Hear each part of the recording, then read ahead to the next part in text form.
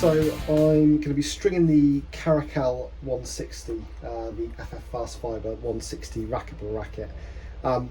This particular racket and another one which I've just strung as well are owned by Mike Harris, who's the UK racquetball champion. These are the actual rackets that he'll be using in competition, which he's just received. They're brand new models from Karakal. Really nice weight to them, but they're also a fan pattern, so I thought I'd just go through one of the more complex racquetball rackets to string. I'm not going to string this the most simple way. I'm actually going to use a modified UKRSA around the world pattern on this one. The reason being is because you have 14 main strings and it's a fan, so you've got lots of shared grommets at the bottom, which means that typically the main strings will finish at the throat, which means that you would have to string the crosses going up. Now, if you look at the frame, you haven't got a bridge or anything like that. So what you don't want to be doing, personally, is actually stringing the crosses from throat to head, because you can pull the frame in, pinch it too tight, a little bit like a balloon, and it can deform the frame a bit. So you really want to be starting the crosses at the top end. There are lots of different ways in which you can do this. You can even do a two-piece stringing method. But for the purposes of this, I wanted to give it a go with a slightly modified version of the UKRSA, which I think will do a good job. Also, we want to eliminate the long loops of string on the outside of the frame up at the top as well. So try to keep that nice and tidy. I'll show you on the racket I've just done. So as you can see, literally just skipping across one or two grommets at the most on the top. So it looks really nice and neat and tidy. And that's the aim really, because there is the danger of doing the normal UKRSA or even the universal round the world, that you might be left having a great big loop going from there all the way to here to the tie-off point at the top. You want the loops to be small on the outside of the frame, so as to reduce the risk of tension loss further on through the process. So I've measured out, for the purposes of this, I'm going to use this side as the short side, though typically you would normally use this side, but I'm just going to set out this way so I get exactly the same as the other one. And it also means I can use the same grommet holes to tie off that were on the frame originally when the factory string came in, so it just keeps things nice and neat as well. So first things first, let's get it all clamped up. So I'm going to use a starting clamp in a moment. I'm just going to pull some tension on that first of all.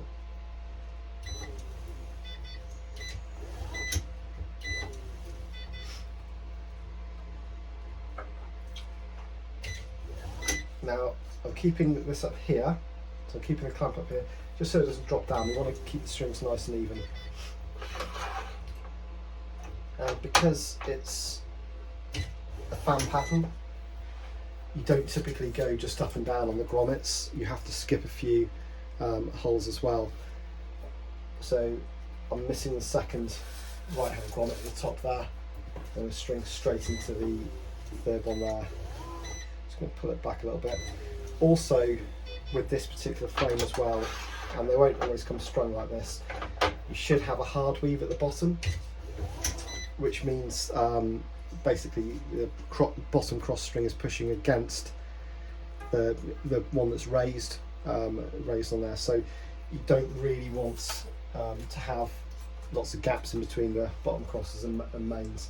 So on this side, on the short side that I'm using here, I'm going to have the strings going up are going to be going below, and the strings coming down are going to be going above there, and it's going to be the opposite on the other side as well. So that way I can ensure that I've got a hard weave that's consistent, that goes all the way through. So you've just got to get your fingers placed carefully just to guide it through, just to make sure that you're not getting any crossover on the string there. That important. You want the rackets to look good as well as play well as well. That's obviously really important. Now I'm only going to string 3 mains per side on here, so I'm not going to do loads, but I'm just going to feed this string through. So because it's a new racket, it hasn't actually been strung or restrung before rather, The grommets are a little bit tight on there.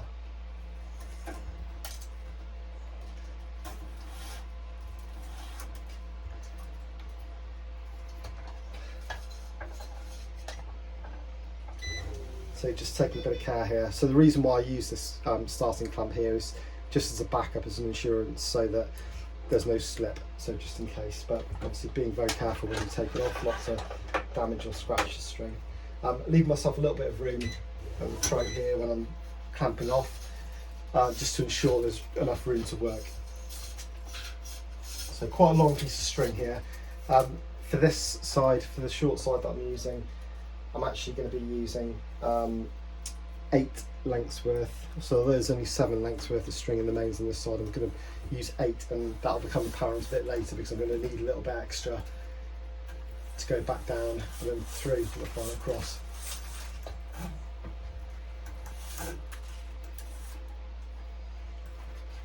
So on this side I'm going to have the strings going up. They're going to be sat above the strings going down, which will be going downwards. A little bit like a Prince powering squash racket, where you need to go alternate on each side. It's exactly the same on this one. You can see we've got shared grommets here.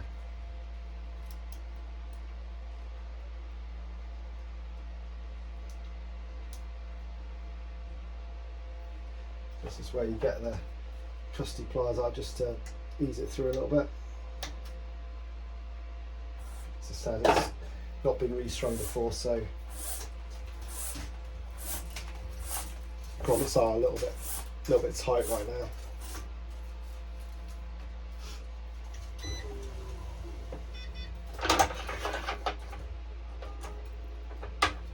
So again, just giving myself plenty of space to work here as well.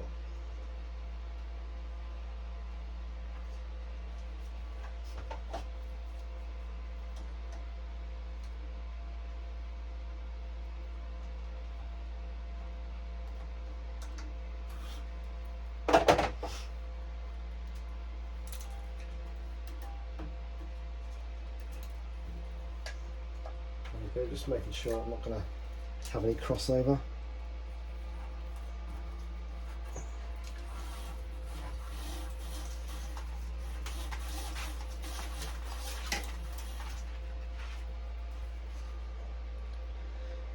And also another little trick when you're doing this is to just jam your fingernail in between the strings, just to make sure that the strings don't cross over when you're using shared grommets.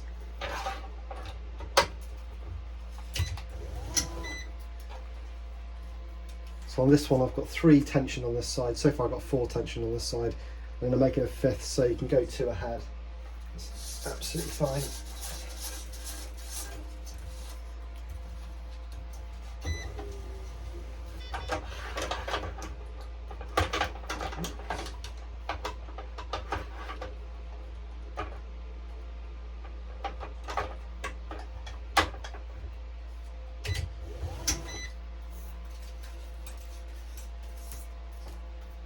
There's a lot of string on this side. So we're going to skip that hole there. Oops. And also what I'm going to do is, I'm not going to clamp it off all the way up because I'm going to need some access a little bit later on. So I'm just going to clamp it up to about there, because I need a little bit of room for some of the grommets.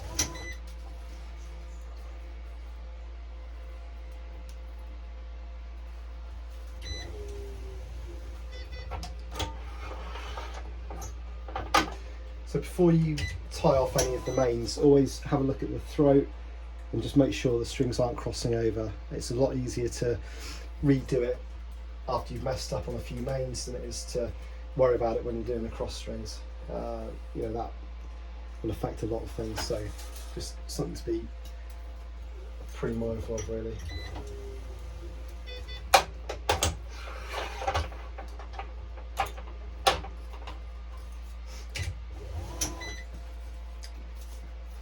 And the same as the other side, this one I'm going to miss one of the grommets.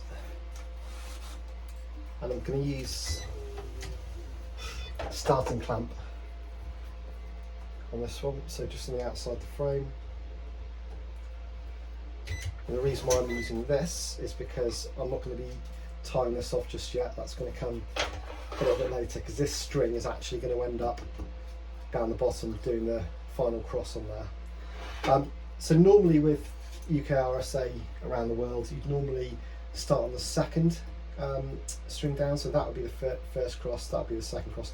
You'd normally start on here, but as you can see we've got some traffic here with the clamp here, so we're not actually going to use this one, we're going to go one below it this time. So still nice and neat, nice and tidy, still really far up towards the top. And also in order to get the hard weave, so I've worked out I need to start the first one on the outside above there. So by the time I'm getting here, the strings are going to be held in place nicely on a hard weave. And because we're missing these middle, the mains in between these two strings here and here, when you start off, what you need to do is you actually need to go over the first two and then under the first two, then vice versa as you go down. The reason you do that is because you can have another string that's going to be coming up and going over the top of those after. So just something to be mindful of.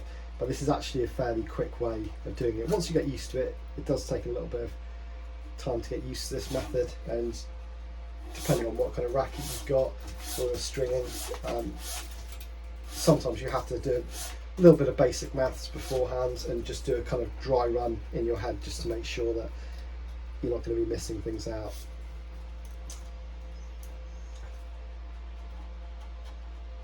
So again, just making sure that I'm going over the top of those two and underneath these two.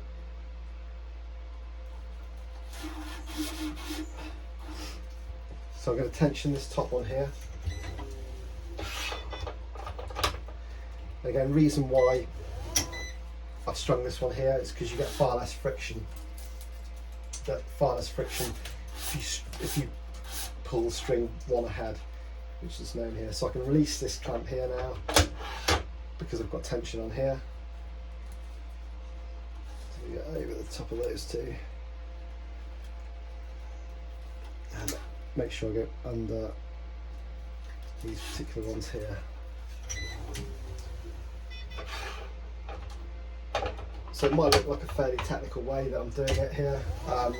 Once you get used to it, it's just as quick probably as doing the normal basic factory strung method of doing it.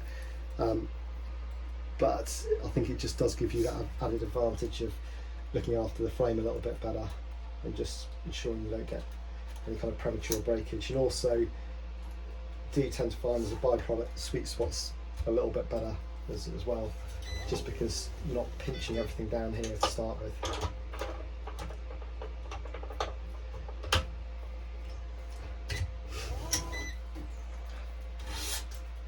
So tension wise, I'm stringing this one at £30. It's on a Wilson Biardo L, which has a constant pull mechanism on it. So it means that although I'm saying £30, because it's pulling the tension and then pulling it a little bit more, the tension sticks. So if you use a manual crank machine, the one with the kind of wheelie handles which you kind of turn around, if you did that at 30, it would probably feel a little bit looser than this, and then it would probably drop some more tension again. But this will be £30 true tension. My machine I've calibrated it all, so I know that it's pulling bang on £30 as well.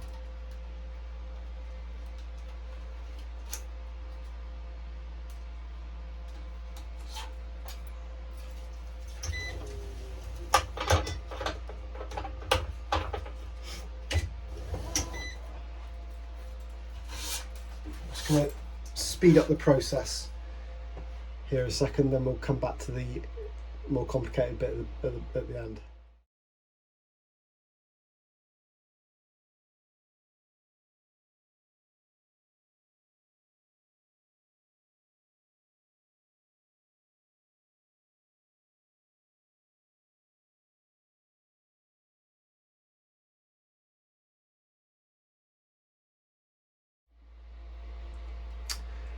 Cool, so I've come to the last couple of crosses, which now means that I'm going to start to fill in the last remaining mains rather, and do the last few crosses on here. So I'm just going to tension this off and going to give myself a little bit of extra room to move on here. Actually, I need a bit more than that, because I'm now going to feed it back through here. So again, we've got some fairly stiff grommets here because they're share grommets as well. And you just got to remember that on this side we're going to be going underneath the grommet here, underneath the share grommet, just so we can maintain that hard weave that we spoke about previously. So obviously you can't weave it through quite as quick as you would do normally here, because there isn't a huge amount of space to really work with. So I'm just going to put it through slowly, not too fast, because I don't want to damage the strings here. I'm just making sure on this side that I'm not going to be crossing over, so crossing the strings on the outside. And now I'm going to just tension that one off that. Now I'm not going to do anything with this long side string for a while. It's going to hang loose, and I'm going to crack on with doing this side now. So taking the clamp off very carefully not to damage it. This thing here is Parnell pad, it just helps to protect the string and the frame a little bit. So you jam it in between the starting clamp and the frame. So we're now going to run through the final main on this short side. Now remember, you can do it either side you want to really, just for the purposes of this video I'm just using the short side on this one, but there are some rackets, certainly in squash, some of the Dunlops from a few years ago, where you need to have the short side on one particular side just because you have little notches in the bumper strips and in the grommets, so you need to be careful that you get it on the right side. So this string is going to feed through here. It's going to be the last main. Again, making sure this one runs along the top, which is great.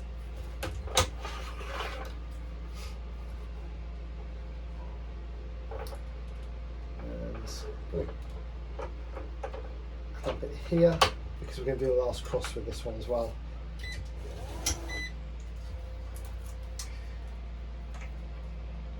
In a minute I'm going to replace this clamp here with a starting clamp on the outside. Just going to weave this through here.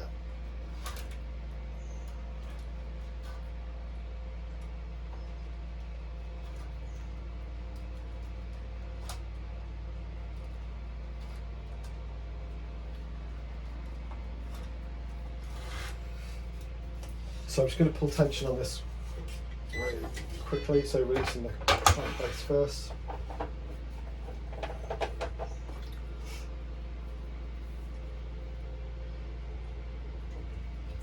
And we'll come back to this one in a moment after we've just tensioned this last string. Sometimes, especially with tennis, I'll add an extra 10% tension on using a knot function on the machine on the final cross, but to be honest, because you've got a hard weave on this one, you don't really need to. It keeps in place pretty well, it doesn't lose a lot of tension on that last one. And find the tie off hole here. Use the pliers there just to feed it through.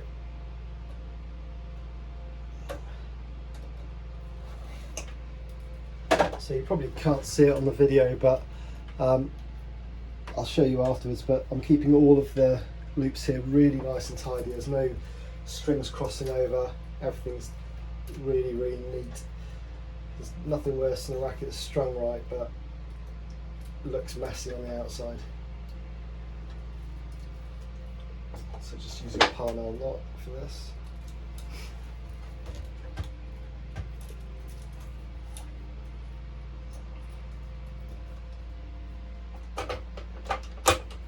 releasing. I can also release this one here as well.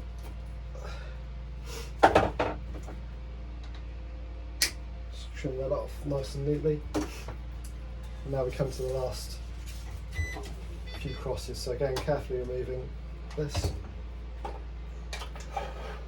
we're going to clamp it just here. So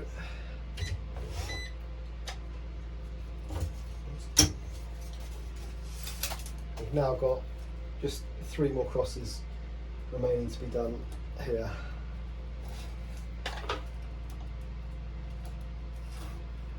And as I said, this method, if you're not used to doing it, it's a little bit more fiddly. There are easier ways. This is just a way which I quite like doing. I think if you do it right, you can get a really good finish, really good consistent tension on the racket as well.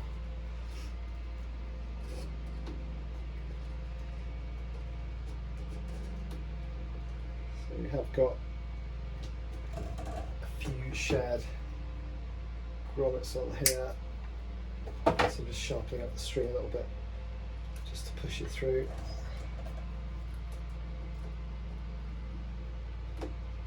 There we go.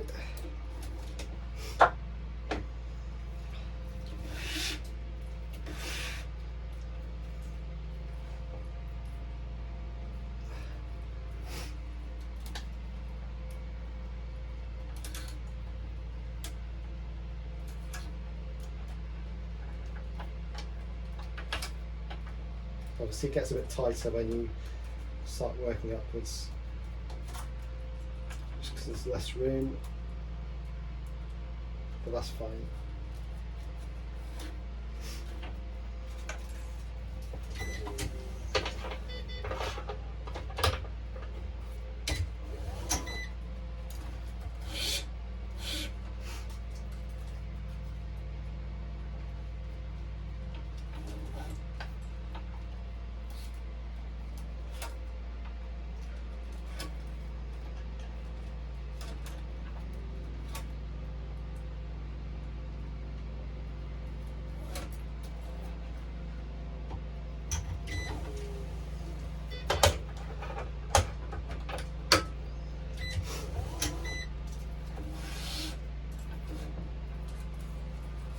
Right, so the last cross is about to be done. I will add a bit more tension, so I'm going to add an extra 10% tension just because it's the last one. There's obviously a lot more space here than here, so a bit more potential for tension drop off.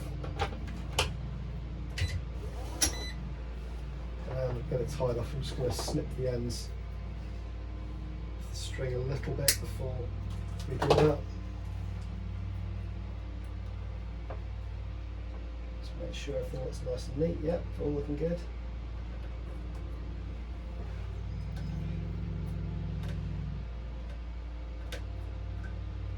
As you can probably see, the last cross that I've done is a very, very small gap, only a 1 grommet gap before I tied off. So that's really good. That's what you really aim for, is as few long loops as you can on there. So again, just doing a parallel knot here, rather than a double half hitch. Give it a bit of a tug.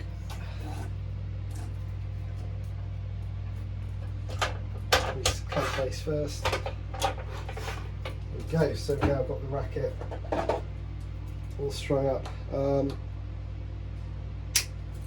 Also, final thing to do before taking off the frame, just use the setting off all. So take the clamps out of the way, just to tie your strings up a little bit. Because what you don't want to do is have the strings all out of place, leave it for a few days or a week or so, or even a few hours, and have the strings notching out of place, because I know most players like to have strings that face in the right direction. So it's best to always do this as soon as you've finished stringing the racket.